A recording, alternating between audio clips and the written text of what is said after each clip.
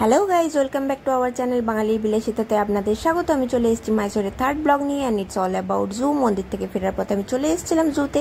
তো main road থেকে একটা সাবওয়ে করা আছে যেটা ডাইরেক্টলি জুতে এন্টার করে। জুতে ঢুকেই তো দেখি আমি কি বড় বড় খাঁচা, আর প্রত্যেকটা খাঁচায় কি সুন্দর সুন্দর পাখিগুলো দেখে তো বেশ ভালো লাগছিলো। এটা গ্রেট ইন্ডিয়ান হর্নবিল।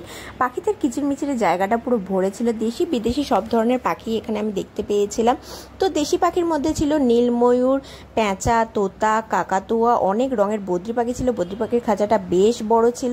তাছাড়াও এমনি হাঁস, সারস, তারপর রাজহাঁস, সব ধরনের পাখি এখানে দেখতে পেয়েছিলাম। তো এই যে জুটা, এটার নাম হচ্ছে শ্রী চামারাজেন্দ্র জুলজিক্যাল গার্ডেন।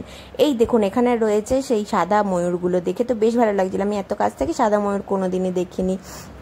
তো এই জুটা তৈরি হয় 1892 সালে, মাত্র 10 একর জমির ওপরে। এখন সেটা বেড়ে প্রায় 154 একর। এটা হচ্ছে পেন্টেড স্টর্ক হেরান। এদের মাথার রংটা এরকম হওয়ার জন্য এরকম নাম।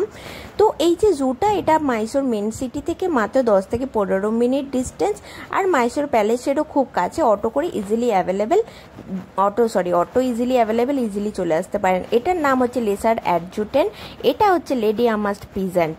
তো এখানে আপনাদের পুরো জুটা ঘুরে দেখতে টাইম লাগবে মোটামুটি 3 থেকে 4 ঘন্টা পায়ে হেঁটে। এই দেখুন এখানে ময়ূরটা নিজের খাঁচা ছেড়ে অন্য খাঁচার উপরে উঠে বসে আছে। তো এদের বিচরণ স্বাধীন, একদম বেশ ভালো লাগছিল দেখতে। এটা হচ্ছে সিলভার পিজেন্ট আর গোল্ডেন পিজেন্ট। তো আপনারা যদি হেঁটে না ঘুরতে চান তাহলে আপনাদের ব্যাটারি চালিত গাড়িতে করেও ঘুরতে পারেন। এখানে অনেক ম্যাকাও ছিল, এই যে ব্লু উইংড ম্যাকাও ছিল, কমন ম্যাকাও ছিল, মিলিটারি ম্যাকাও ছিল। ওরা তো নিজেদের মনে খেলতে থাকছিল, আমরাও বেশ এনজয় করছিলাম।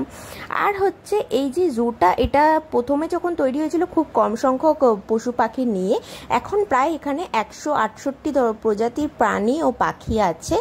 আর যে এইখানে বাঁদরটা দেখতে পাচ্ছেন, এটার নাম হচ্ছে ব্রাউন ক্যাপুচিন। আর এখানে প্রাণী পাখি সবার অ্যাডপ্টেরও ব্যবস্থা আছে। আমি আগে কখনো ফ্লেমিঙ্গো এত কাছ থেকে দেখিনি, দেখে তো বেশ ভালো লাগলো। ভিডিওটা কেমন লাগলো জানান। বাকি সব প্রাণীদের ভিডিও জলদি নিয়ে আসছি। বাই।